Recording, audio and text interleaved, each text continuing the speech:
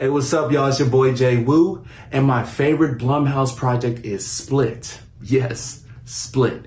James McAvoy's performance in that film was top tier. Truly inspirational acting skills right there. Hi, my name is Brittany, and I've seen just about every Blumhouse movie there is, so it's very hard just to pick one. But I will say I just saw Freaky recently, and the mixture of the comedy with the horror that I love, both types of movies, was very refreshing to see it put in just one. So it was very awesome to see that, and you guys are so creative, and I love everything you do. Keep it up. Hi, my name is Sergio. My favorite Blumhouse movie is Insidious, and I love Blumhouse because you take big risks and bring us some of the most fun and exciting horror movies. Thanks for keeping the genre alive over the last few years. Hi, I'm Jacob. I'm a Blumhouse fan because it gives so many gifted storytellers the ability to share their stories and love of horror with everyone. My favorite Blumhouse project is Halloween because it brought back the iconic Michael Myers and Laurie Strode in a thrilling new story with so much talent involved in front and behind the camera. Hey guys, my name is Mason. One of my favorite movies of all time from Blumhouse has to be the 2020 version of The Invisible Man. Blumhouse is one of my favorite production companies. They just let their directors go crazy, and their projects end up turning out great. Hi, my name is Maya, and as hard as it is to pick just one film, I'm going to go with Get Out this go round. It was a great film, and the scene where Walter is running towards Chris in the yard was definitely the, oh, it's about to get real moment. I go to Blumhouse for all of my Fright nights and when I want to scare my kids. Hey Blumhouse, my favorite Blumhouse production movie is Halloween 2018. I personally love what David Gordon Green's done behind the scenes to bring Halloween back into a new time. Thank you. My favourite Blumhouse project is The Visit because the two grandparents are creepy as hell and the twist at the end is just... Hi, my name is Zach and my favorite Blumhouse project is Halloween 2018. The original is my all-time favorite film, so just seeing Michael and Laurie back on the big screen was just kind of an oddly emotional experience and one of the best theater experiences I've ever had in my life. So Halloween 2018 for sure.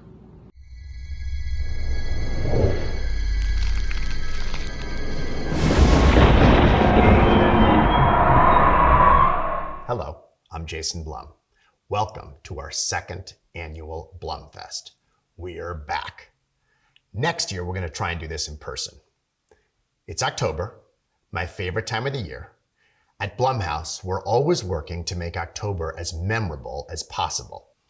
I also want to thank all of you Blumhouse fans who submitted your videos. We featured as many as we could in our introduction. Today at Blumfest, you'll be hearing from some writers, directors, producers, and stars from our upcoming projects. You'll also be getting a sneak peek or two and some breaking news. But before we start, I want to give a big thank you to all the filmmakers and actors who participated in Blumfest. Thank you to all of our partners who helped make Blumfest a success. I'm going to stop talking now so we can kick things off. Thank you for joining us. See you later.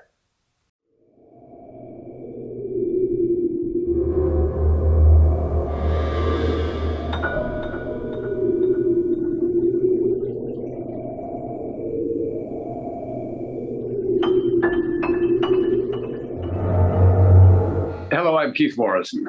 You may have seen me on Dateline.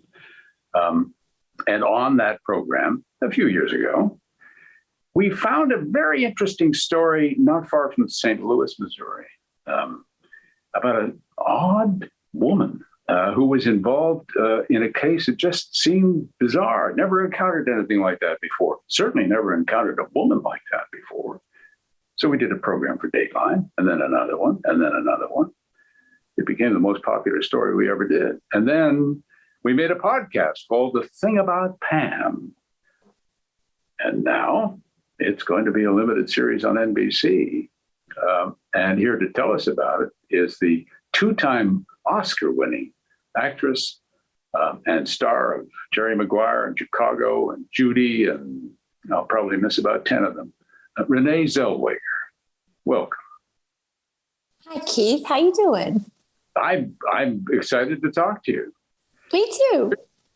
What? I was amazed to hear you were going to do this Thing About Pam. I mean, it's a great story, but what attracted you to it, and what's the story all about for you? Well, I can set it up for you. The show is going to be based on the 2011 murder of Betsy Faria, which resulted in the conviction of her husband, Russ, who insisted that he didn't kill her, as we do. And eventually his conviction was overturned, but it was a brutal, brutal crime. And it just sort of exposed or a series of events came to expose a diabolical scheme, which may or may not deeply involve Pam Hupp. And I blame you, actually. I blame you because, like millions of your other fans out there, I was riveted listening to this podcast. And it goes beyond just the peculiarity of the story or the audacity of the behavior of everybody involved, but it's sort of a glaring illustration of several currently topical social issues, like, for example, social bias and either I guess, conscious or unconscious personal agenda and how they come into play in the American justice system. It also speaks to, I guess you could call it white lady privilege in America. And also it kind of has an interesting look at the sad invisibility of middle-aged women in America and how in the most bizarre circumstances, it can kind of work to someone's advantage, as is probably the case in Pam Hupp's story.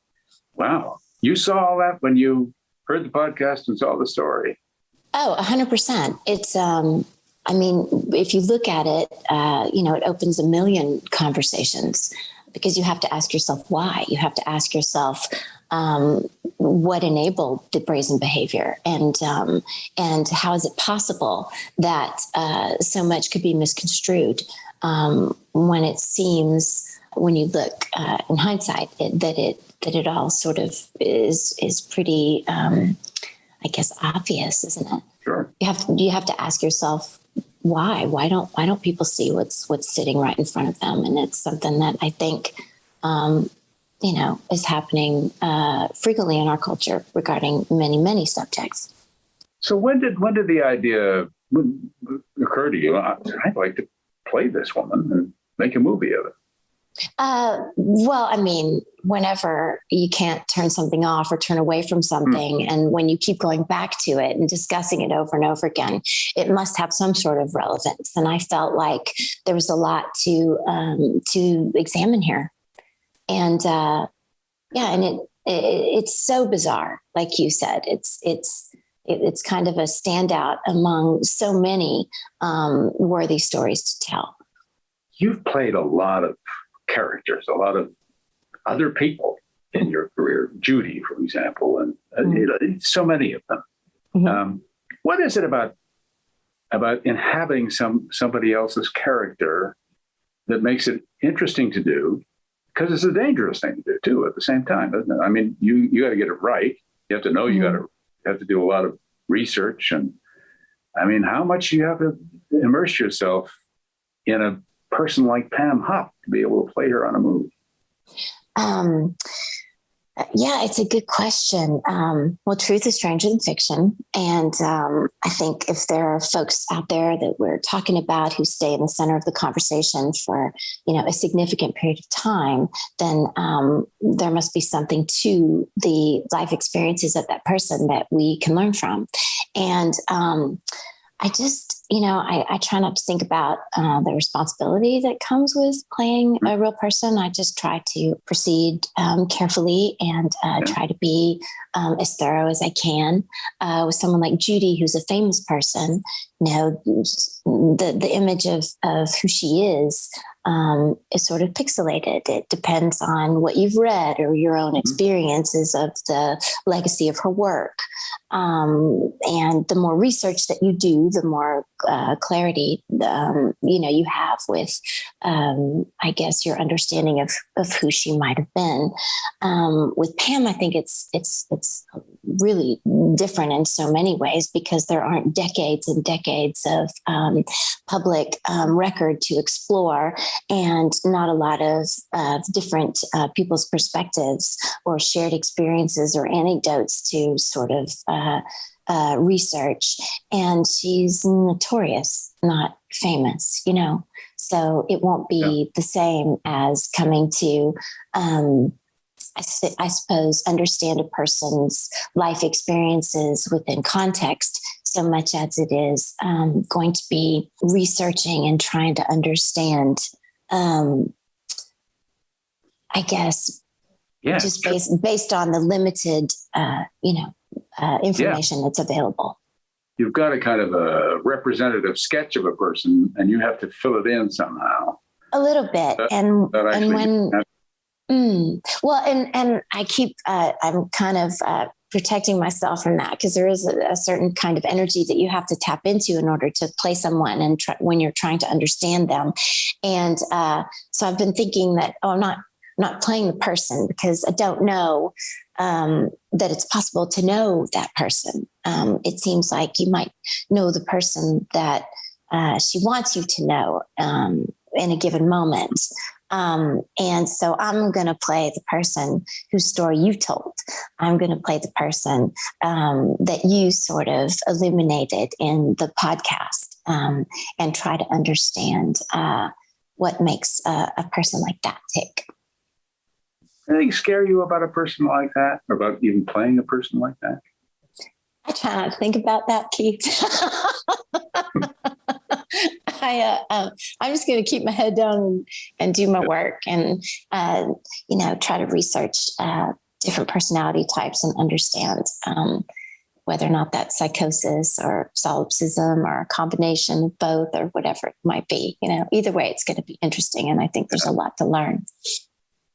I think it's fair to say if you took some of those characteristics to the extreme, you'd probably be getting there. Yeah. Very unusual, sure, and a very unusual story. I agree. But who are some of the people who are starring in this production with you? Oh, we have a great cast. Josh Duhamel is wonderful, and wonderful Judy Greer and Katie Mixon, and a gentleman named Gideon Athon and Glenn Fleshler, to name a few. So I'm excited. Can't wait to start. What a great cast. Have you done one of these before, these limited series for television? Yes, I have. But I should know this, by the way. I just you've been busy. You're busy. They're always sending you around the country to talk to different psychopaths. So that's why I talk to you about these things. Right, exactly. I've never done a limited series for network television. So this will be my first. I'm very excited. Different process? I'm not sure. I mean, I don't think so. As a producer, it's the same. And as an actress, I kind of approach every project in the same way. It doesn't matter to me, what medium. It's more about making sure that I do my work. Yeah. Inhabit the character. Yeah. Try and dig around to find some truth, Well, I'm very much looking forward to it. Meanwhile, Blumhouse, this is the Blumfest right now with their scary movie season. You watching some scary movies? I don't run to them because I spend a lot of my time alone and I have a vivid imagination. So, but I did see, I saw Get Out at least 4 times. I think it's a masterpiece. I love that movie. It really went a leap beyond anything I'd seen before. Extraordinary. Right. a metaphorical masterpiece. The performances, the writing, and, social commentary. Just a remarkable piece of work. And I really enjoyed that. I saw it at a screening with a lady who sat in front of me who kept screaming. It was a lot of fun. And I saw a film a little while back called Split with James McAvoy. And I thought he should have walked away with some awards for that performance. I thought he was just extraordinary. I've got to wait that one up. I don't think I've seen it. Oh, it's worthwhile. And on your many travels, pull it up on your iPad and have a look. A little hotel room somewhere. Yes, exactly. Exactly. Well, again, very, very excited you're doing this. I hope you have a great Halloween, and don't watch too many scary movies. Yeah, we'll be in the middle of making one. So, why? I have another project. This one, by the way. I look forward to that. Okay. Thanks for doing this. Yeah, nice to see you, Keith. Take care. You too.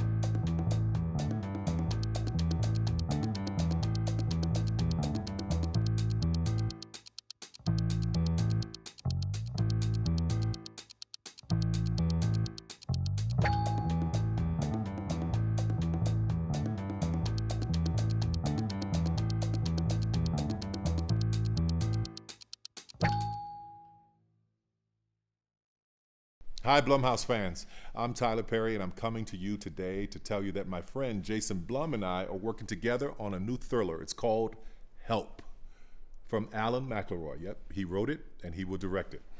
You will know Alan from his work on Star Trek Discovery to Vampire Diaries to Wrong Turn and a ton of other projects in between. We're going to start casting soon and hope to start production early next year. I cannot wait for you all to see this movie next year. Thanks, and enjoy the rest of Blumfest.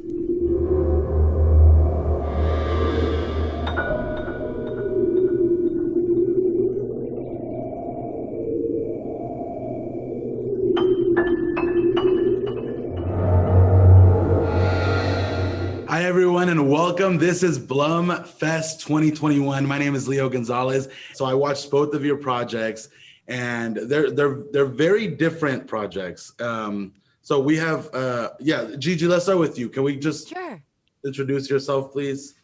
You're adorable. I want to virtually get in there and give you a big squeeze, a big hug. Thank you. Yeah, hola everybody. Welcome to Blumfest. My name is Gigi Saul Guerrero, and I was the director of Bingo Hell. Hey everybody, my name is Ryan Zaragoza, and I'm the director of Madres. For Ryan, this was your first feature, right? Yes, yeah. That's crazy. That is so crazy. I don't even know. I'm just shook. Okay, so Madres is your first feature, and then Gigi, you have done features before, and also for a Blumhouse, right? Yes, I've made one feature before for Into the Dark series for Blumhouse. So this is my second one. I don't do a lot of horror. I don't do a lot of scary, and so I do wonder were you I imagine you wanted to do filmmaking when you were younger. And so I wonder, did you always think I want to scare people? Was that your goal as a kid, or who hurt you? Ryan, do you want to go first? Sure. I don't think anybody hurt me. I like horror, but I like horror that, is mostly like it's kind of a dream come true project because a lot of my favorite horror films are from the 1970s. So this film, Madres, takes place in the 1970s. So I was able to shoot it in a way that feels like homage to those filmmakers and those films. And Gigi, did you always want to do it too, or was there ever a point that you want to do a different thing? I mean, for me, listen, my friend, I come from a super Catholic, super Mexican house where, you know, my mom and my grandma, they think everything is the devil.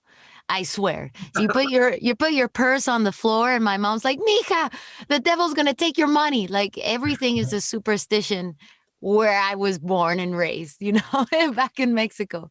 So I actually was not allowed to watch anything related to horror. So I think, you know, what attracts to me is it's almost like being attracted to the forbidden fruit. Yeah. You know, to me, there was something so rebellious about it growing up that I just loved it so much. But it wasn't until when I was 16 years old, I saw Children of Men. And that was the movie that just made me go, "Oh my God, Latinos made this? Like, what is this?" And I just decided from that moment on, I want to be a filmmaker. So I think all the past of not being allowed, you know, to watch any of that. Rebellion. Yeah, just kind of all lined up really nicely to be here today. And Ryan, what is it that made you want to become a filmmaker?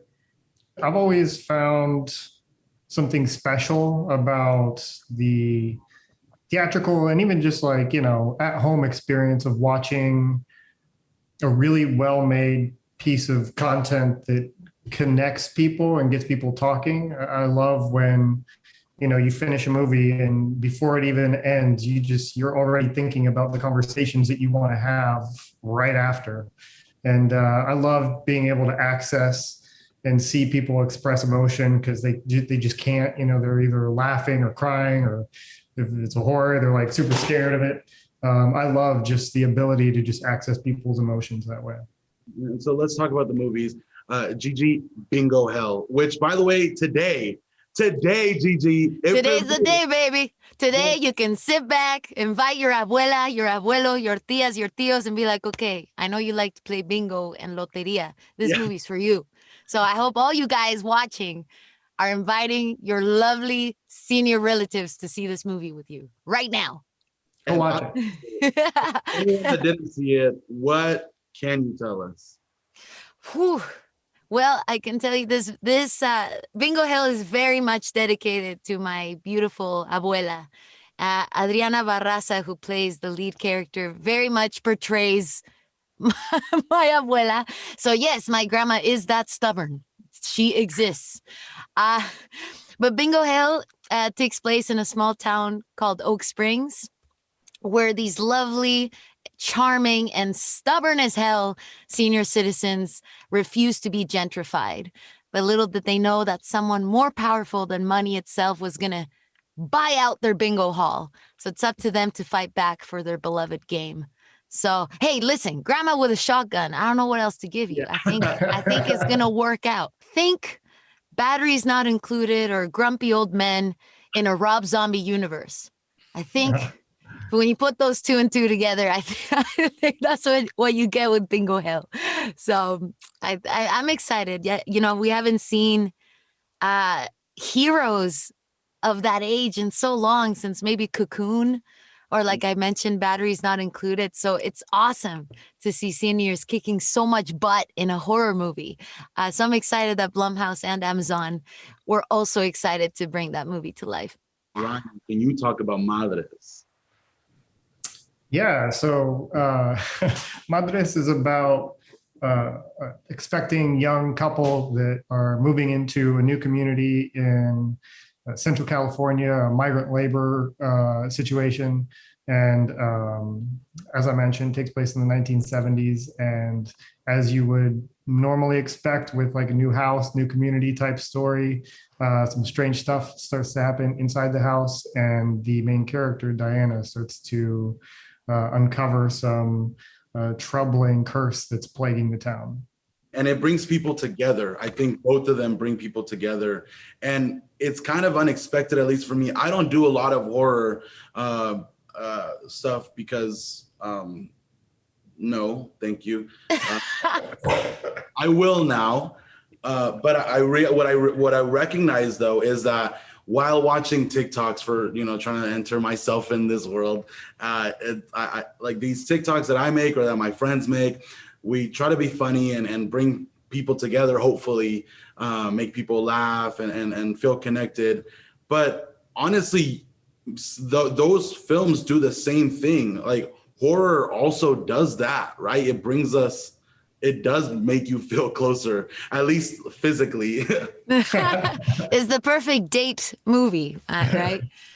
No, but I think you're right. I think also what brings us together with genre, especially, it allows for filmmakers like Ryan, like myself, to actually talk and make a story about a very intense subject matter. It could be a social commentary like in Madres, or it could be the theme in mind of gentrification. In genre, you can really talk about anything you want and bend it in any way, but it's still entertaining. And I think what we watch in the news every day is heartbreaking. It's sad, but in horror movies, you can sit and have fun for those 90 minutes. And at the end, the message is still very clear of what we wanted to talk about. So in a way, it does bring us closer together, not just physically, because we're all scared like you, but, it also brings conversations to light, and it makes us think about, what the message of the movie was. Yeah, and Ryan, we talked about your movie. Like the character Diana, which I think was played by, was it Ariana Guerra? Yeah. Like that. Like, can we talk about her a little bit? Yeah, I mean, Ariana is super talented and brought a lot to that role. So I think she understood the character. We worked a lot before we even started. A lot of the prep, the film was really made in the prep period. And in that prep, aside from just like figuring out the shots that we're going to create, we were also having a constant dialogue. It was Ariana, me, Tenoch, and the cinematographer, Felipe. And we were all having like really great conversations about what the story means, what it means to be a hyphenated American, what it means to be in this country and be, Mexican, whatever. Like we're all very proud to put our identity and our thoughts into the film. It was so well casted. You talk about her, and then Gigi, for yours, you had Adriana Barraza, Oscar nominated. Yeah. Fleck. Like, what is that? Because and then you Ryan just mentioned the Noche Huerta, also Forever Purge. I and I had just watched him in that one, so I'm like, he's up and coming. He's also well known in Mexico for Narcos Mexico. Like both of you guys had some stars. So what is that like, Gigi? What was that like working with Adriana? Oh my gosh. Adriana, there is just, ever since co-writing the script, Adriana was in my head. And, I've seen her film Babel a long time ago. That was the first thing I ever saw of Adriana. And I was like, wow, she is a force. Like, she is amazing. And while writing the script, it was a dream that she would play it. Never did I imagine it would happen. It was the craziest thing. And it was so amazing to meet her. And she was such a ray of sunshine. But the cool thing is that Adriana herself said, I have never played a character like this, ever. Like a chingona abuelita that's just crazy and stubborn. She's like, they're everywhere. My relatives are like that. So for her, it was really fun to just have that fantasy and that comedy be played up, because she's so used to such grounded and captivating and serious roles that are amazing. But she said, I've never done this. And I wish you guys could have seen her face on set grabbing this massive shotgun that just was 10 times heavier than her. And you can just see in her face the excitement. It was a little scary. I gotta be honest. I'm glad it was fake, but it was awesome. I think, to finish off the answer, it was a dream come true to work with such seasoned actors. For a director, it's, you know, you learn so much from them. So the cast of Bingo Hell, all of them have been around for years. So to me that was my most favorite part of the process. And Ryan, like I mentioned, the Noach, like he's like, but I watched him and I was like, what? This guy is booked. He's busy. fire. He's fire. He's awesome. And I was like, how do you? I can't even imagine. Like, what was that like with the Noach? Tenoch is awesome. I've been a huge fan of Tenoch since the first time I saw him, and I just love the fact that he encompasses every character that he plays. So he like disappears into roles. And I think because of that, because he's so good, he hasn't found like the huge stardom yet. But as you can tell, like, you know, he has a lot of big projects coming up, and everybody will know who he is very soon. For all of you listening, we know Richard Brake. He's a horror icon. Like, he's awesome. And it's crazy. Like, before casting him, I was using his picture in my lookbook and references before. And again, little did I know his audition was going to be awesome. Like, everything was so exciting. But he's a really interesting and incredibly talented actor. Super nice. Don't worry, Leo. Not scary guy at all. The nicest human being. But he really knows his body better. Like, he knows how to use his face and his mannerisms and his body. And he's that actor, crazy enough, you don't call cut on him. He just builds and gets crazier and louder and weirder. And like, you just don't cut. And he himself builds this incredible, almost like a steep hill up, or like a climax of some sort. He resets himself until he's like reached the highest level of crazy, and then he goes, okay, I think, did you get that? I'm like, okay, cut. Like, and then we would call it. And you know, in the movie, for all of you, hopefully you can see it tonight, we used just about everything he did, because he really had incredible just journey and guide to get to the darkest side of the villain in Bingo Hell. He's so interesting. He's amazing. Richard Brake. You guys have plans for Halloween? This is your season? Of course. Well, I gotta start planning this year's ofrenda for the Day of the Dead shrine at my house. That's always a big deal. So that's a good plan. And doing my sugar skull makeup every year. So you guys do everything. Oh yeah, especially here in Canada, because nobody does it. So somebody's got to do. Let's see. Oh, what's that? You got a tattoo of it? Yeah. Yes. Well, I'm so excited for you guys. Where can people see both of these films, which is Bingo Hell and Madres? Where are they going to be on, and when? Today for you, Gigi, yeah? Correct. Today, October 1st, baby. Let's kick off the Halloween season good. Bingo Hell, along with Blackest Night, have come out tonight on Amazon Prime. And mine will air October 8th, next Friday, on Amazon Prime. Perfect. Well, thank you guys so much for being here. Again, I'm so excited to have talked to you. Big fan now. I'm going to watch more horror because of you. And I'm excited for everyone watching this to watch both of those things here. This is Blumfest 2021. I'm Leo Gonzalez. Take care. Thank you, Leo. Gracias.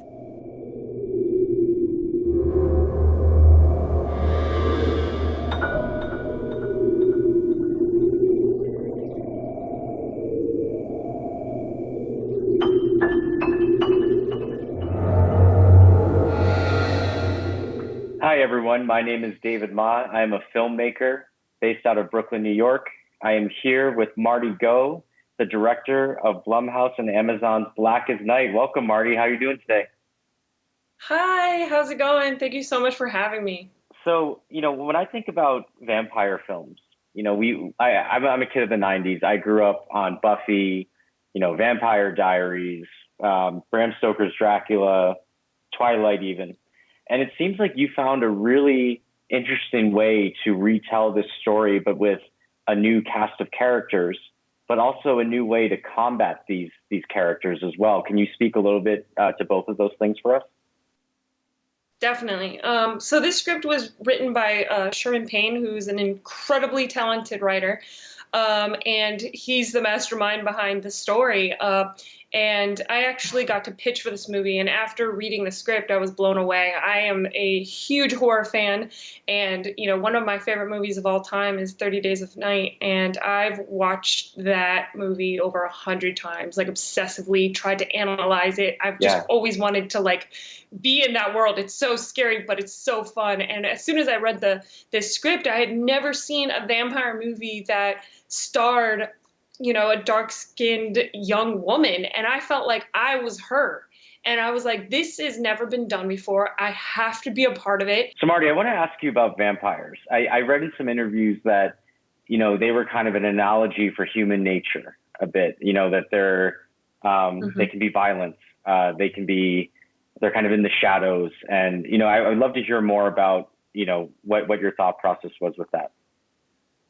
So yeah, the movie explores the theme of vengeance. We've got a main character who's enacting vengeance. The cool thing about this movie is that we're exploring how a human can deal with the injustices that have been done to them. We've got reactions from all different sides, from Shauna's character to the bad guy, who I'm not going to reveal, but you see all the ways that oppression can affect a person and how they react to that. Of course, I don't want to spoon feed anyone and give them the definition of what this movie's about, because I think everyone's going to take something a little bit different. But it is definitely deeper than just your normal horror film. But it is also such a fun ride, honestly. Totally. Yeah.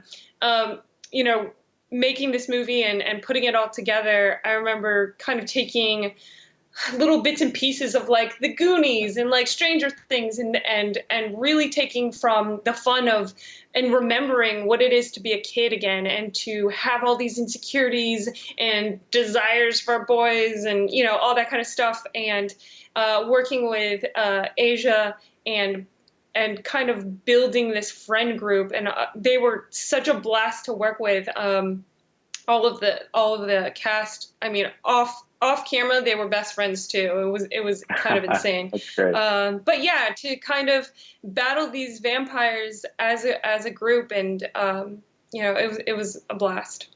I totally see what you mean when you're talking about taking inspiration from the Goonies or the Hardy Boys, because it has that kind of feel where they're like, I don't really know how to combat vamp, and they're figuring out as we go. And they've got the old tropes of, well, we could put a stake through the heart, but then they get really creative with using garlic in certain ways. I don't want to spoil it, but they have some really innovative ways that I haven't seen for the genre yet, and that was really exciting for me as a horror fan to see the choices you made.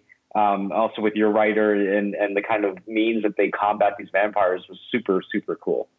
Let's also talk a bit about how you wanted to reinvent the vampire genre for the Blumhouse fans listening right now. I mean, as we spoke about, we've seen Buffy, we've seen Twilight, Bram Stoker's Dracula, the Vampire Diaries, and and even in 30 Days of Night, sunlight plays a prevalent role in that movie in terms of, Alaska goes, it's dark for 30 days, so these vampires have full reign.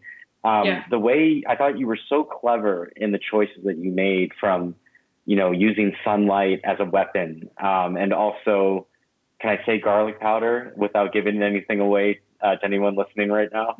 Yes. Was that very important for you as a filmmaker to offer new takes on how we were combating these vampires, and aside from the looks of the vampires themselves? 1,000%. Sherman did an amazing job of creating a world amongst this community where, vampires are known all over the world to be a certain way. And he really created a world where they're totally different, but very recognizable. We also worked very closely with makeup and effects and stunts to kind of create the way that they move, the way that their eyes are. Each individual lens is hand painted. That is so cool. it was amazing too. Yeah, it was awesome. The girl who created them, she's got a company called Veiled Optics, and she's one of 2 people in the world who hand paint lenses. And she's done the biggest movies ever. So it was so cool to kind of create with her the look of these vampires. And she literally hand painted every single lens. And that was really exciting. And talking to makeup and effects, what their skin would look like, what their nails, it was so fun. And then working in tandem with VFX, it was a huge kind of undertaking between all of us, collaboratively thinking creatively on how to differentiate them from every vampire we've seen before. Oh, it shows through, and that's so cool to hear the story about hand painting the contact lenses, because one thing I did notice was no 2 vampires looked exactly the same. Like, it didn't look like you would just give in generic, contacts to everybody. Like, everyone's almost reflected the color of their pupils, and it was, those little details I hope people are going to look for in the film when they watch. That is awesome. It was really exciting too, like just on top of the lenses, because one of my favorite things to do is create monsters and create the look of the thing that's going to be the most exciting thing in the movie. And they had to wear these sclera lenses that cover your whole eyeball. So you can't keep them in for very long because your eyes need oxygen. And so they could wear them for like 45-minute increments and then have to take them out. And since they had claws, we had to have people like removing the contacts, let them breathe, put them back in. All right, and action. Oh my God. It was a big ordeal. I read in some interviews that you had saw a bit of yourself in the protagonist, our protagonist, Shauna. Now, the decision to cast Aisha Cooper, she was wonderful in the film. Now, I know that oftentimes the POC friend or, is sometimes cast as dispensable. How important was it for you to give her a different look, and how did you do that on screen, just in terms of how we were perceiving her character? That's a really, really great question. Again, Sherman Payne wrote in this amazing character, and she kind of deals with colorism in the same way that I, as a young woman, have dealt with that, and all my female friends who are darker skinned, who feel that they're not beautiful in, their dark skin. As a Filipino growing up, people would always say, stay away from the sun. We've got bleaching creams and lotions and soaps to make you look more mestiza, to erase what you are, and I very much connected to that script, and so did Asia. As soon as she auditioned, I was like, this girl is like magical. She just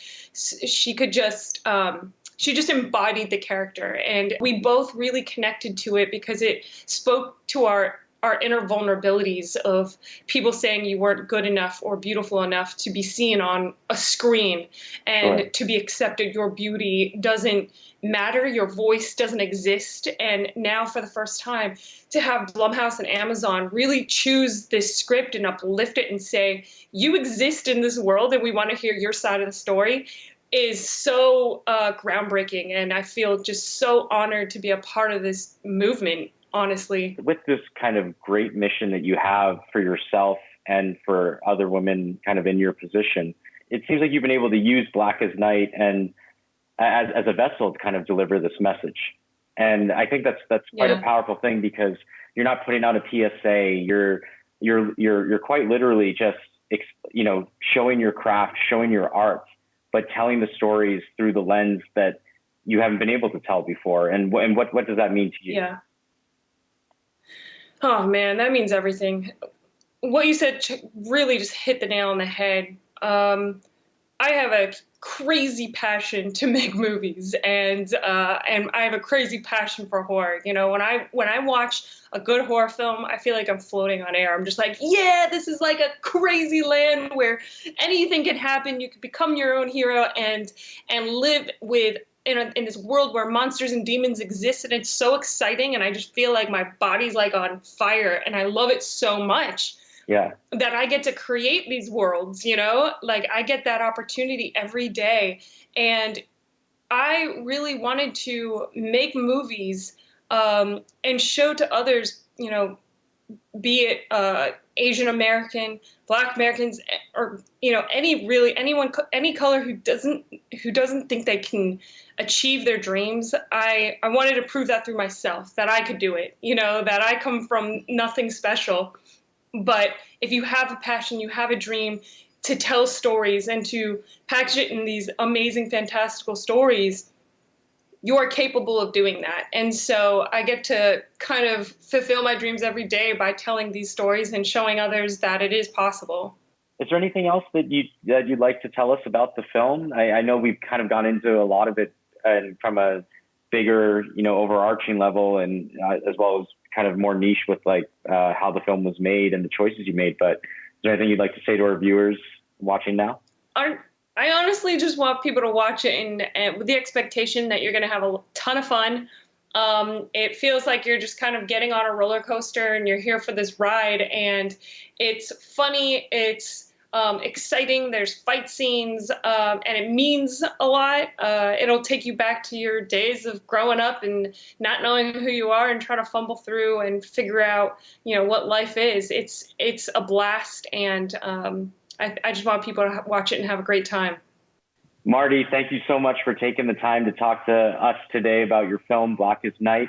For everyone watching, Black as Night is available to stream today on Amazon Prime, so please go check it out and let us know what you think. Thank you so much, Marty. Thank you.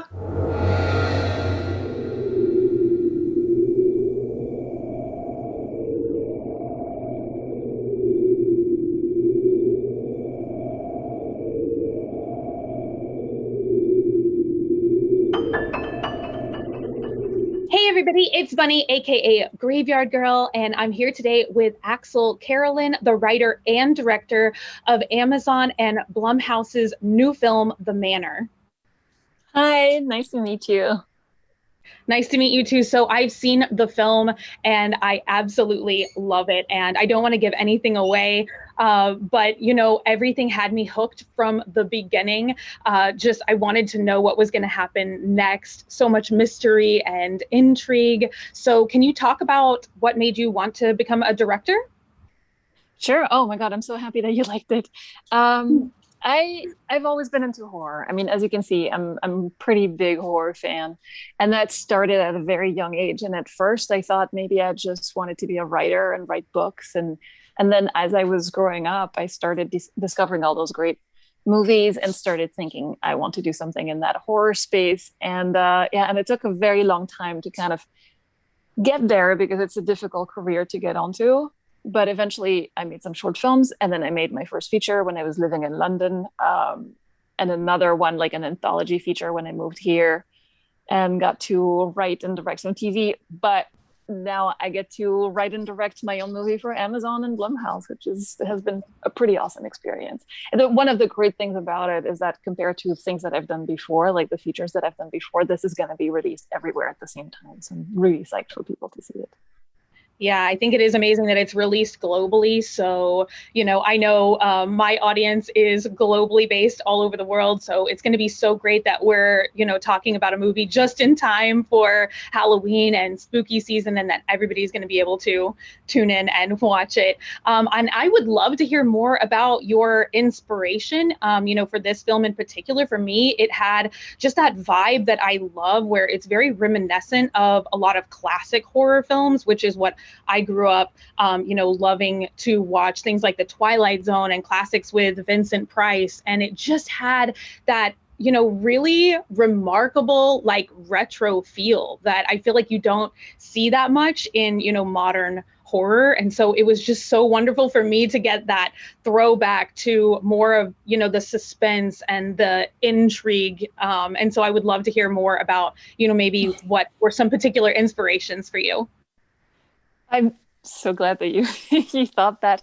I'm very much, I like all kinds of horror. I love a lot of recent releases, but my heart belongs to Hammer movies of the 60s and, Universal monsters and kind of more classic films. And when I came up with this story, it was inspired by seeing people I love growing older and going to nursing homes. And it's kind of a very heavy subject matter, seeing, dementia and the way we perceive age. And so I didn't want that to feel like it was going to be a very depressing movie. I didn't want it to feel like it was going to be heavy watching. I wanted something that felt fun and that felt mysterious and exciting. And so the kind of references that I went towards were more kind of Rosemary's Baby or kind of gothic horror. I'm very influenced by things like The Haunting and things like that. So it was kind of finding a beautiful gothic house and make it look like you step into a slightly different world, which I feel is always more comforting than if it's just, you know, the plain reality of the world. I think that one of the great things about horror is that you could use it as a metaphor for so many things. And so you can express all those things without being sad, without being depressing, without making it a difficult thing to watch. And instead you have a monster and you have like supernatural things happening, which makes it so much more fun. Yes, and the monster is so creepy. The monster was one of the most fun things to come up with. Honestly, it's just, I got to like do proper prosthetics and work with a great effects house and have all those practical effects on set. And there's very, very little blood. I don't even know if there's any blood in the movie, not to spoil anything, but it's not really that kind of movie. But there's a lot of supernatural stuff happening and making that, you know, designing that and working with the people who designed the monsters and all that, those kinds of elements are just so much more fun than, you know, it's very much about having a great crew, a great production designer, a great director of photography, and creating that slightly different world and having fun with some of the details and some of the elements that you can find. And like, you know, even choosing the wallpaper that we're going to put in the bedrooms and things like that is just, everything comes together. And I think everything kind of creates that different experience, hopefully, and transports you someplace else. Yeah, I mean, I definitely, you know, the kind of the set design was something that really stuck out in my mind because I'm somebody, I love like all kinds of, you know, old antique things. And there really did feel like, you know, it really did feel like there was that element there where, you know, these people really live in this space. They're here for a long time, and it really did. But just also kind of mysterious too. You know, it makes you feel like there's something that's like not quite right going on there, but you can't put your finger on it. Yeah, so I really feel like the cast of the film was a huge part of the immersion of the story. And I have to say, I was so happy to see Jill Larson, who's a very familiar face for me because I actually grew up watching All My Children. So, you know, how was it to work with her and, you know, the rest of the cast? I was so blessed with the cast. Jill is fantastic. Jill is such a joy. She looks incredibly striking. Every time she even moves her eyes, you feel like she's expressing 1,000 different emotions. She's gorgeous. And we had all those amazing dresses for her that I liked so much that I actually kind of took a few back home because I want to wear them. They're so great.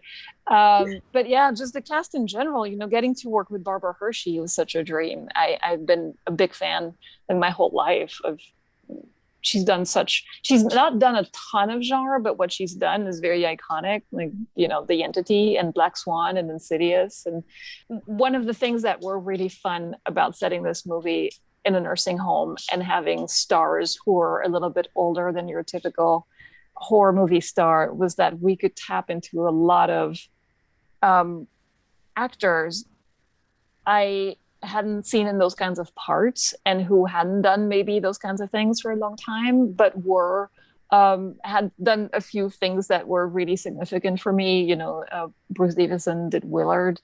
Fran Bennett, she was in Wes Craven's New Nightmare, and she had scared me so much when I saw that at the time. And so seeing them come together and just kind of, you know, lend something extra to this movie was so cool. Yeah. I mean, I definitely felt like there was just, you know, everybody really worked together as a cohesive ensemble. You really believed that, you know, they were living in this place. So, you know, just kind of tying into it, you know, it's spooky season, it's October, and I would love to hear, you know, do you have any Halloween traditions? Which I have to say, I did see your other film, Tales of Halloween, and I absolutely loved it. You know, once again, it's just kind of like, you know, the things that I love, where it's just, you know, very creepy, unsettling. And, you know, so I would love to hear about your other Halloween traditions.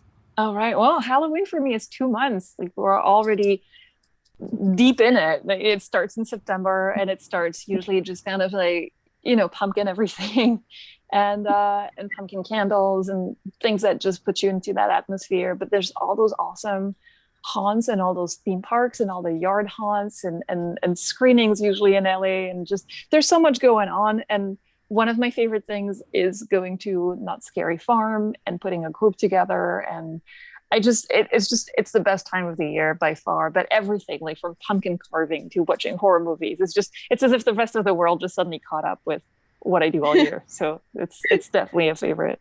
Well, thank you so much, Axel. It has been wonderful to connect with you and talk to you today about your new film, which is once again The Manor, and it comes out Amazon Prime Friday, October 8th.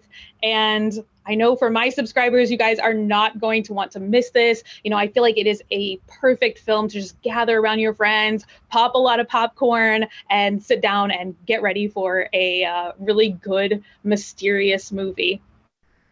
Buddy, thank you so much. It was so nice talking about this with you. And I really hope that people watch it and enjoy it and discuss it afterwards. And I'm excited that it's finally out in the world soon.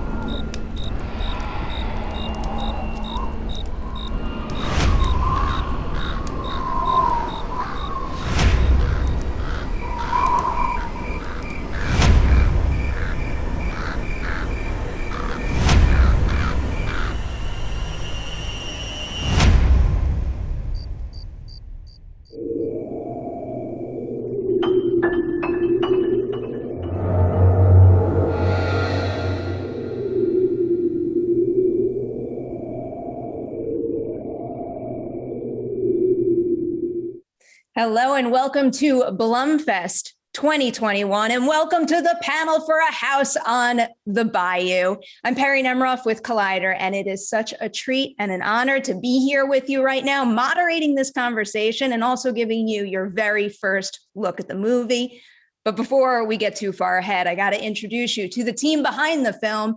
We have writer-director Alex McCauley, Angela Serafian, who plays Jessica, Leah McHugh, who plays Anna, and Jacob Laughlin, who plays Isaac. Hello and congratulations to all of you. Thanks. Thank you. All right, Alex, I got to come to you first on this. Can you start off by telling us a little bit about what A House on the Bayou is about? A House on the Bayou is about a troubled couple who are on the verge of divorce, and they're trying to make their marriage work, so they decide to take a trip with their teenage daughter to an isolated house on the Louisiana Bayou. The goal is to reconnect as a family. But when some very unexpected visitors turn up, their facade of family unity is completely shattered, and some terrifying secrets come to life, and it changes everything for them. Very solid description right there, but I got a feeling everybody out there is going to want to get to see some of it for themselves. So let's do it. Right now, you are getting your very first look at A House on the Bayou with the film's new trailer. Where are you and your dad staying? We're staying at this big old house on the water in the middle of nowhere. My mom's here with us too. They're not getting along. They mean to you? No, they're fine. You making friends over there? Shut up.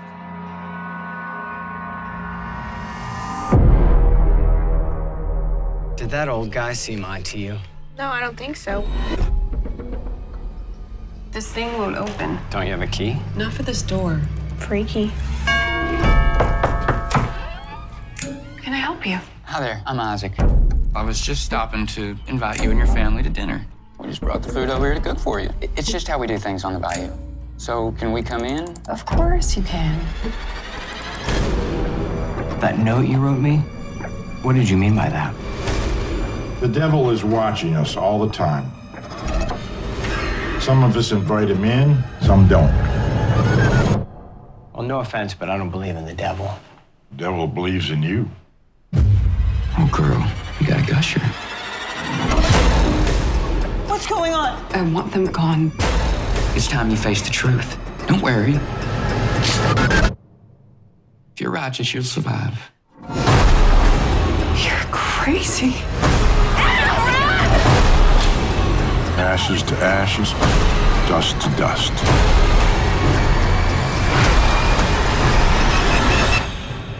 You don't gotta be frightened. I'm not the boogeyman.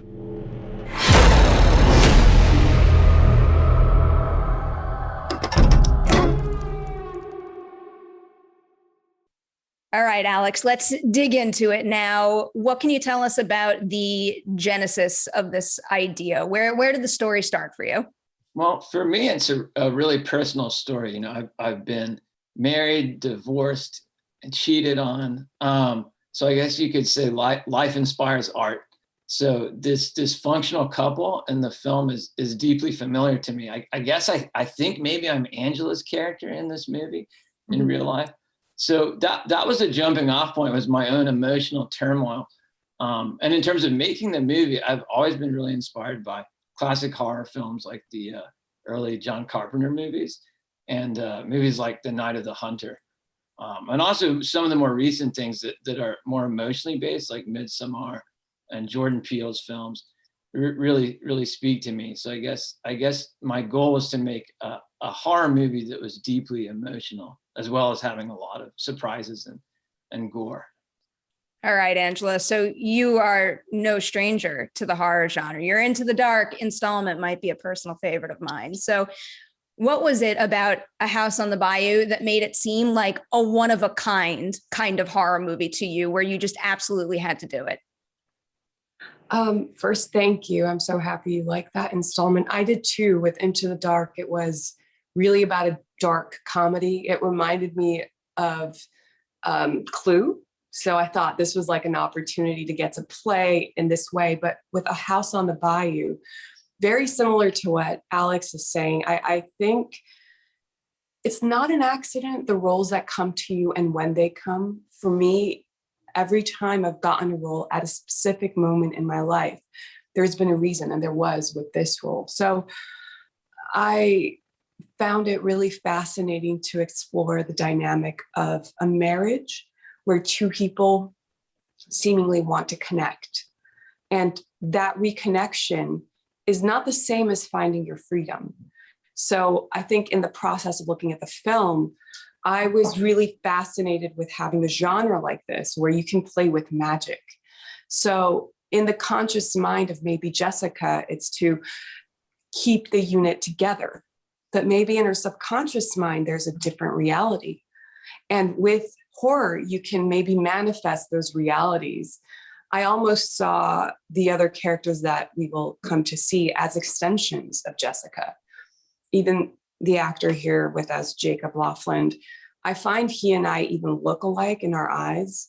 And I thought, what if the things that are occurring are everything that Jessica really wants in her subconscious mind, which ultimately leads her to freedom. And in fact, the actual conscious mind is going, I want to be with my husband. I want to keep my family together. And we're just going to go on this vacation where I have work, and we're going to get that. So I got to explore those things, and I really got to work with such sweet actors. I loved working with these two actors so much because even there was such a melody to where we start working on set to meeting in the evenings, rehearsing and hanging out and really creating an authentic connection. And so for that, I'm so grateful. Anyway. That was an incredibly good tease. I am just so blown away by how you just pitched the movie. Job well done. Oh, thanks. All right, Leah, coming your way now. And I can name a whole bunch of titles that I love of yours. You have an Into the Dark as well, The Lodge, and now you have this. At this point, do you feel like a horror genre pro? I've definitely mastered the art of anticipation. I'm really drawn to horror movies because of the drama aspect that's involved in them. And I find that I really appreciated my experience in the drama aspect of all the movies that I've done. How about working with Alex in particular? What's something that he did for you as an actor's director that really helped you get into some of the movie's more intense moments? I felt that I had a lot of fun in the developmental aspect of my character. Alex was very open to ideas and so much conversation, which really helped me to understand my character and her motives and how she was feeling. And all those discussions really helped me understand my character, which helped me really get into those more darker moments throughout the film. All right, Jacob, I don't even know where to start with Isaac. Maybe did Alex give you any particular references from other horror movies to help figure out how to best bring him to screen? I've actually thought about that a couple of times, and Alex, you might, it's been long enough now. I don't remember if there were, I don't think, we might have had a conversation about a couple movies or something, but I don't think there was homework to really go back and do. We both kind of had this idea of where we wanted him to land. And after playing around a little, it just eventually worked out. And it was really fun for me to get to experience that as a first time, you know, it was fun. Can you be too good in a movie in a role like that? Because you might tick that box. You're something else as Isaac. But we've been talking about everyone's experience within the horror genre. I believe this is your very first time doing a horror movie. So where did you land with it all? Do you have the itch to return to the genre in the future now? It's definitely opened a door. It's definitely yeah, for sure. I'll be in the world a little more. That was the answer that I wanted to hear. So Alex, I have a feeling that viewers out there are going to be able to sense this from the trailer we just showed them, but the setting is absolutely vital to this film. So why was the Bayou the right place for you to explore these themes and tell this particular story? Well, I always wanted to shoot a movie here. I grew up in the South, so I'm fairly familiar with it. And the landscapes are incredibly beautiful with the Spanish moss and kudzu and vines and the water. But they're also intrinsically kind of creepy. It's a very isolated place.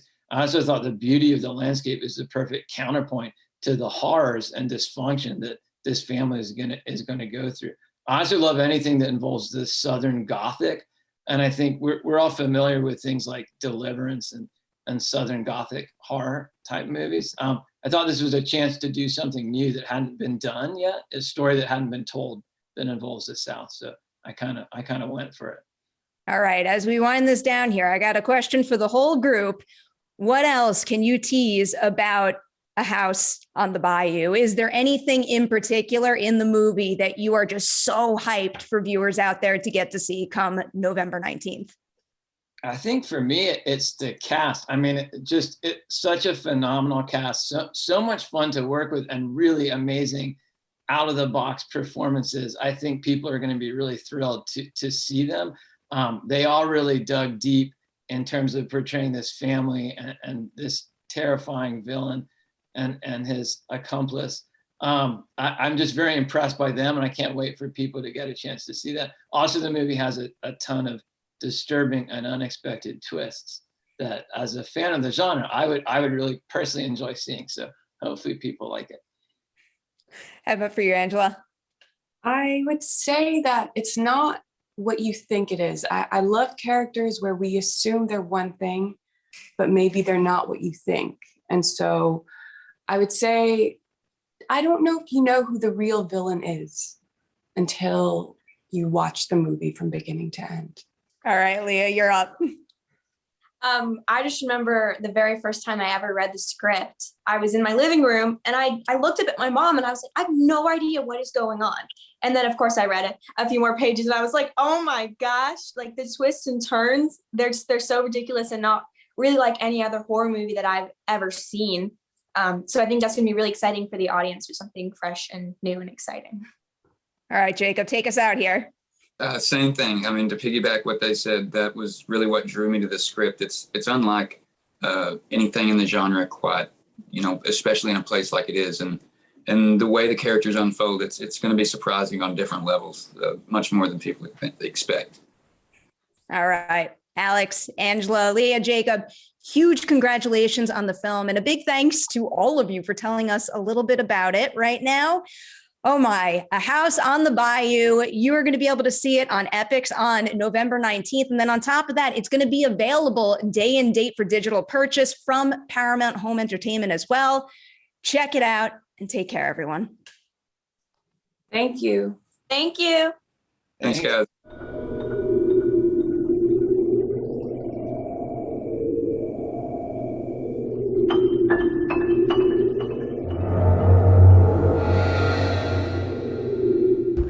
Welcome back to Vanguard, the internet's #1 live improvised music show broadcast from a moving vehicle. Where tonight we have so much excitement. It's coming out my ears, it's coming out my rear. Actually, it was coming out of her rear. Who is this woman? Seriously?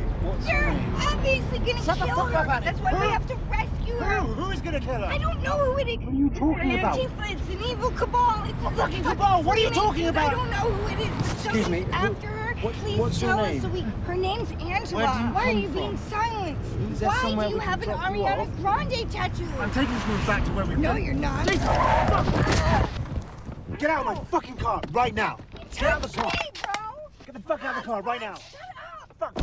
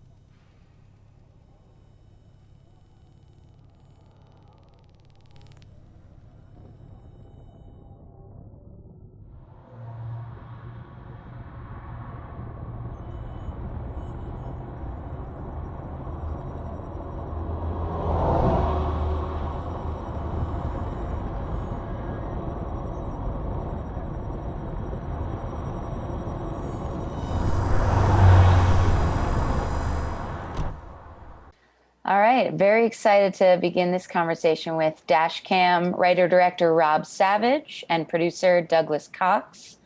The film already premiered at TIFF to wildly different ranges of reviews, which I think is the mark of a great horror film, in my opinion. If you're curious to see Dashcam, you can check it out at the London Film Festival on October 14th. But in the meantime, we're going to have an excellent conversation with the creators right now. So, Rob, I love this movie. It really took me by surprise. I was not expecting, to settle into my screeners and get what I got out of Dashcam. And I was also surprised at how much I enjoyed it, to be honest. So why don't you start by just telling us a little bit about the film and where the idea came from? Well, so without spoiling too much, the movie follows Annie Hardy, who's an LA-based musician who does a live stream show where she drives around in the middle of the night and she takes words from her commenters and kind of makes them into these very crude rap songs that she raps as she's driving around LA, and she's kind of getting pissed off with the COVID lockdown in LA and decides to make this spontaneous trip across the sea to see an old bandmate of hers who she hasn't seen in a decade. And she gets to the UK and sees that he's completely changed, as has she, and they butt heads, and she kind of starts to cause chaos in this guy's life that leads ultimately to this demonic cross-country chase that happens over the course of this night, with her and her old bandmate being pursued by a demonic force and the cult and everything else that we throw in. It's all taking place on her live stream. That's a very bad summation of the movie, but it's a hard one to sum up. And it's the second film now that you've made in and about the pandemic, and with very prescient and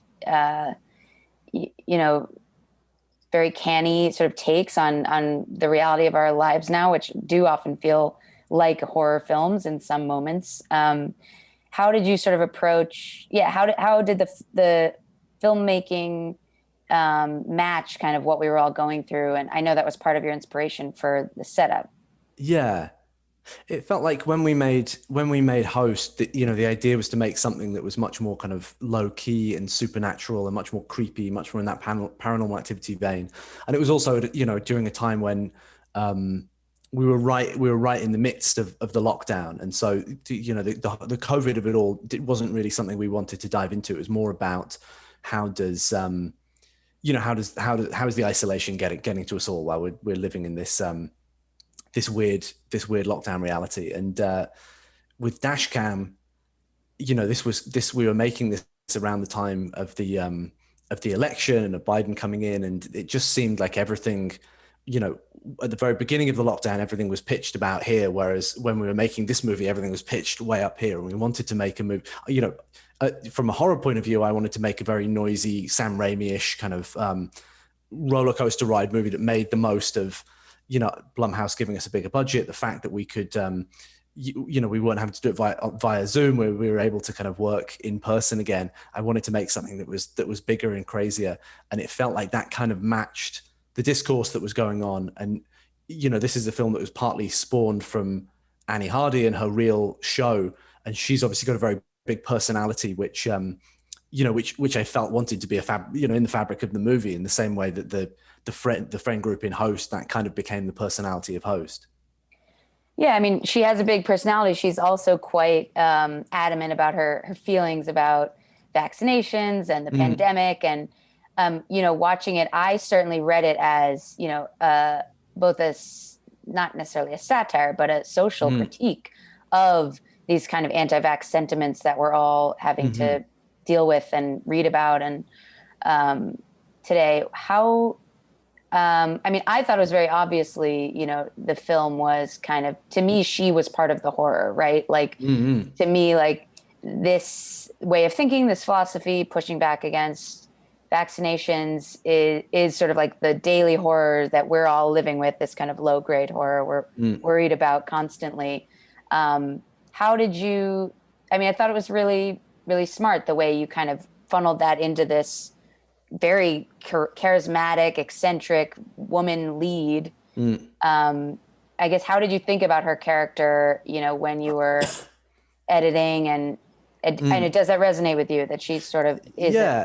Yeah, absolutely. I mean, you know, we wanted it to, you know, we're liberal filmmakers, we're vaccinated. We wanted it to be, you know, not that was even part of the conversation when we shot the movie, which was the end of 2020, but, you know, we wanted it to be very apparent that this character was, none of these guys would be in the mess they're in if it wasn't for this character and her selfishness, you know, which I think is, you know, one of the interesting things that's kind of become wrapped up in the discourse, is how much of this is Annie Hardy performing, you know, and it's a really interesting thing, because we made this movie coming out of the first lockdown, pre-vaccine, and you know, and you know, and Annie had her frustrations with COVID and the lockdown, but you know, there's the movie version of Annie Hardy who comes over and doesn't wear a mask in the shop and causes chaos wherever she goes, and then there's the real Annie Hardy who came over, you know, complied with all of our COVID restrictions, you know, was kind of beloved by the cast and crew, and you know, was part of making this movie, and is very much giving a performance. And you know, whatever beliefs she holds, she was very on board to take the piss out of herself, to take the piss out of those beliefs, and to engage with the fact that we were making this character an anti-hero, which I think is, you know, it's interesting to release the movie now, where we're very much drawing those lines of, are you vaccinated, are you not vaccinated? But it really, we were just kind of interacting with Annie on a human to human level when we made the film, and we managed to get through the entire shoot with no COVID cases, because everyone took it so seriously, Annie included.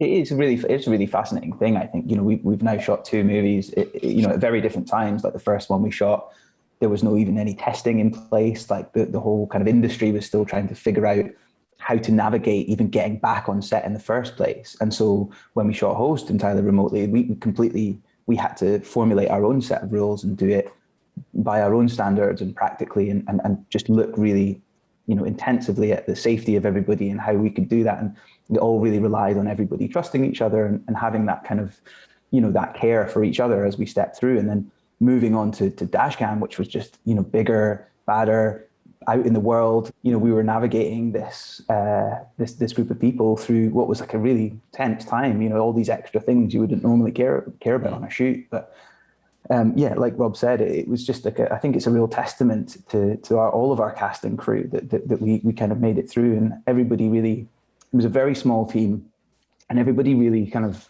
subscribed to this thing that we had to look after each other. That was the A1 thing that we needed to be able to do. And so everybody took that like really, really seriously. And so every time we had a quarantine process or testing processes, that was just something everybody just got on with straight away. And it was, yeah, it was a weird thing as a producer to sort of suddenly have the genuine sort of like life or death safety of your team very much at the front and center of your day-to-day existence. But, you know, again, that reflects a lot on like our world now, right? You know, it's something that's just like, it's just hyper present in day to day.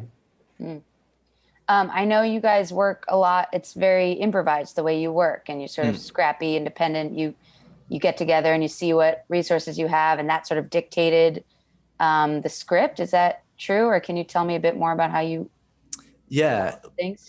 Well, what we did on Host, you know, was we were literally all stuck in our houses. So the very first meeting, it wasn't a case of here's a script, we're going to here's the script that we're going to shoot, let's figure out how to do it. Before we even wrote a script, we sat down with all of our HODs, our heads of department, and said, what can we do without leaving our house? Literally look around your house. What are the things we can pull off? And it worked so well for us on Host that we kind of decided to take that approach into Dashcam. So, you know, I put out a tweet asking for all the Host fans to send me any interesting props, locations, ideas, anything that they might have at their disposal that would be free production value to us, that might kind of inspire us as we were building the script. We kind of knew the rough outline of it, and it would be a case of what's the most impressive thing that we can do within, you know, because we're still working on a low budget, we're still working with a small team. The aim was to put as much of that on screen as possible. And it's a really nice way of doing things, because it really just involves every single member of the team is very much an author in the movie. You know, this movie is built from so many people's different ideas and points of view, and you know, that ultimately we ended up with a 30-page outline.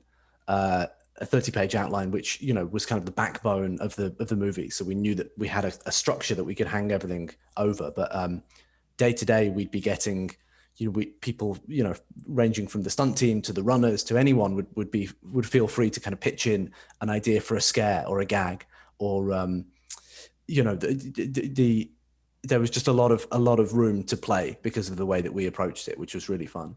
And I think it's really exciting to watch it now, and to see it with an audience was very special. But you can really see that DNA like on show, like you can see everybody's fingerprints there, and I think it's a real testament to that trust and that collaboration and that way of working, which Rob really kind of led through and really welcomed.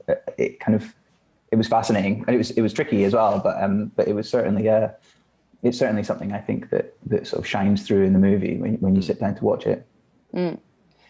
For much of the film, we, the audience, are sort of put in the place of Annie's at-home audience, and you've got this comment scroll on the lower left corner. How did you guys design that and like generate all the comments? Did you write all those? Or? Oh my God, that was the hardest part of the whole thing.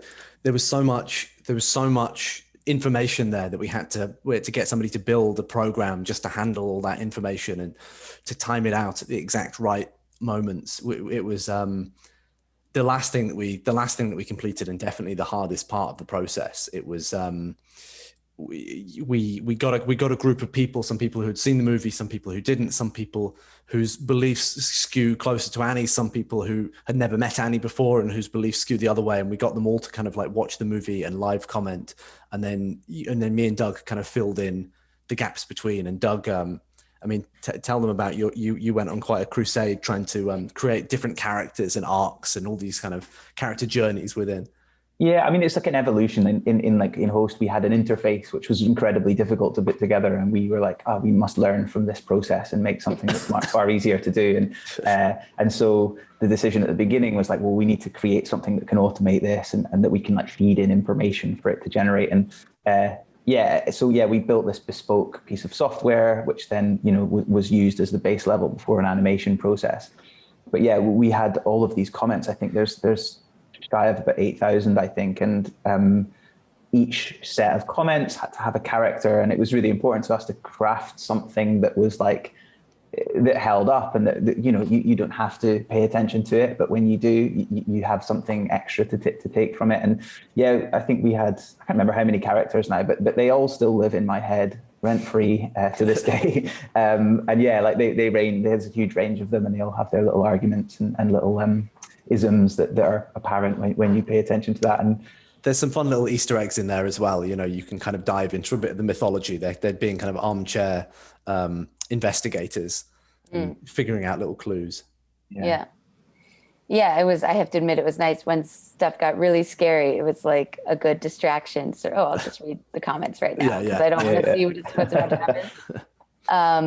Can you talk a bit about the makeup effects? I mean, there's a lot of classic horror, like lovers are going to love a lot of those bloody effects you had going. Yeah, I mean, that was partly because I wanted to do something that felt like totally the opposite of Host, which was very much, it was very old school effects. A lot of it was done with fishing wire, and it was very low key for the most part, and not very gory at all. Whereas this movie I felt wanted to be much more like Evil Dead 2 or something, something in that vein of a kind of a splat stick comedy. Where we used a lot of practical effects, and now we had a bit more budget. We were able to work with Dan Martin, who's our great SFX designer, who he did a bit of work on Host when Caroline is smashing her face to bits, but it was very low key. Whereas here we got to really kind of engage with his fucked up mind, which is another fun part of the process, is when you've got people like Dan Martin. When you've got people like Dan Martin, you want to invite him to be really part of the collaborative process. And some of the gore gags in the movie were things that he'd been wanting to do for so long, and he'd been pitching them to other filmmakers, and they'd never quite found a home. But he'd kind of had them ready in his arsenal, and very gleefully kind of dispatched them. Yeah, I've got a Zoom recording of Rob and Dan in a pre-production meeting, just getting steadily more and more excited as they kind of kept talking about more like disgusting and fucked up and amazing ideas of how to kind of create lots of different effects. So it was, and I was just getting like sweating more and more. How are we going to do this? But yeah, again, it's that kind of collaboration process, isn't it? It was, it started right at the beginning, and it was really fun to have Dan be able to come down to set as well on this one, because like Rob said before, it was all remote, and he did all his work kind of through the computer screen. It's a really nice kind of blend of like classic horror, slasher tropes like that, and also just being very contemporary, obviously, in the way that it's made and shot and what it's about. I also loved, it's very scary at times, but it's also quite funny. I feel like a lot of horror is like very self-serious these days. So I really appreciated and enjoyed the comedic elements, not the least of which was just Annie is a very funny person. She's so funny. Yeah. Yeah. Is that something, did you think about the tone as you were creating it, or did that just sort of naturally occur? I think it was more, the film, there was a much more kind of bland version of this movie that could have existed, where we try and take those idiosyncratic, hilarious aspects of Annie's personality, and we try and just like make her a bit more of a conventional heroine. And actually, the more that we hung out with Annie and got to know her, the more it became apparent, the most interesting version of this movie would be the one that tries to kind of match her personality and that kind of takes on her humor, and also kind of just clues the audience into how they're meant to be taking the movie. That this movie is tongue in cheek. This movie is playful. This movie is provocative, but it's meant to be taken with humor. Which I guess works for some people and doesn't for others. But that was very much the intention, is that this was a fun roller coaster ride that would, that wasn't not trying to be The Exorcist or anything. It's trying to be more Evil Dead 2 than The Exorcist. Yeah, and you've said the word anti-hero a few times, and I just have to applaud you on just creating like a woman anti-hero, which is not something we see a lot. And I know you do have a woman producer on your team, Gemma I'm forgetting her last name. Gemma but Hurley, yeah. Yeah, and once I saw that, I was like, okay, this is actually kind of a very radical, like, contemporary take on something. I really like films where we get to see women do things that usually only men get to do on screen. Mm-hmm. And that this was like that times like 1,000 to me. I've never seen any character like this, probably man or woman on screen. No, there's totally a double standard, and I think I think it's great that you can say that she's funny or that she's charismatic, because I think she's both those things. Her character in the movie is absolutely awful and selfish, and but you can also I kind of like perversely like spending time with her, and I like her humor, and I think there's an interesting kind of contradiction at the heart of it that I think a lot of people will find it hard to acknowledge, that you can hate the actions of this character, but you can also find a very, very watchable, and you get a lot of male characters that are like that, where you enjoy watching them do awful things or fuck things up for other people. They're the uncut gems characters that you don't really have a female equivalent for that. Yes, and audiences should keep that in mind as well when they're being hypercritical of her politics. I think it's very clear to me that this film is critical of the views she's espousing. I mean, you put her through like so many horrible, like scary hoops. So, it makes perfect sense to me what you were trying to do and say. And I just think it's a great achievement, and it's a really fun piece of horror and of pop culture. And I think it's really exciting what you guys have created. So thank you very much. Thanks so much. Rob Savage and Douglas Cox. Thank you. Writer, director, and producer of Dashcam. And you guys can check out Dashcam at the London Film Festival on October 14th if you're in London. And hope to see it in theaters or streaming very soon. Thanks so much. Thanks, guys.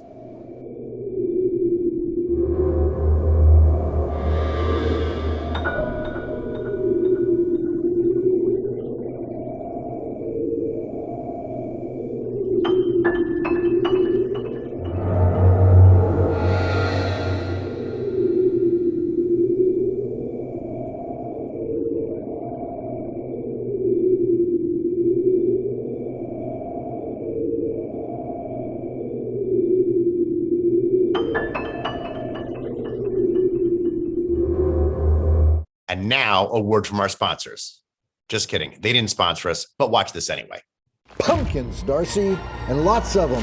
That's the secret to whole hog Halloween happiness. Guess you cracked the code. Oh yeah. And this Halloween, we're not taking any chances. We're going to be up to our gourds in gourds on Joe Bob's Halloween Hoedown for a double feature of terrible people doing questionable things. Are we finally showing Halloween 3? Better! We're bringing on the Halloween 2, the two guys behind Halloween Kills, David Gordon Green and Jason Blum. So dust off your sharpest knife and join us on Joe Bob's Halloween Hoedown, Friday night, 9 p.m. Eastern, only on Shudder. Hey, I'm David Gordon Green, the director of Halloween Kills. I want to let you know that once the first half of Blumfest is over, you can tune in live tonight to the Blumfest live stream from Beyond Fest. Starting tonight at 8 p.m. Pacific time, we'll go live to the Hollywood Legion Theater and show you the crowd getting prepared to watch Halloween Kills. After the movie, we'll be coming to you with a Q&A, live streamed as a part of Blumfest at Beyond Fest. Tune in to Blumhouse's YouTube channel to watch it live tonight.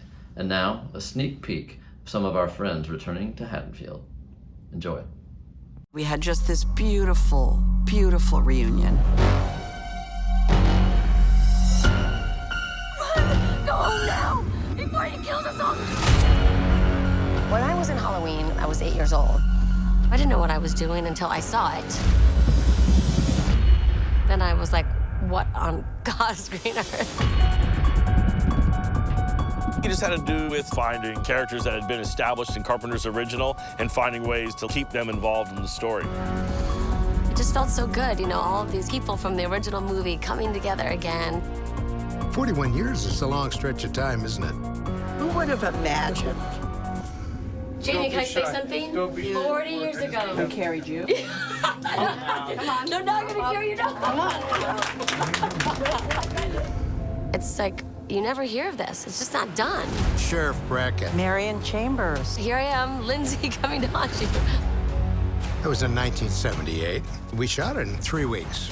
You know, sometimes you just luck into something. It's a young actor, a good part. Brand new filmmaker. Why not? Now, all these years later, the whole town banding together behind Jamie. We are gonna get him first. It's Halloween. Everyone's entitled to one good scare.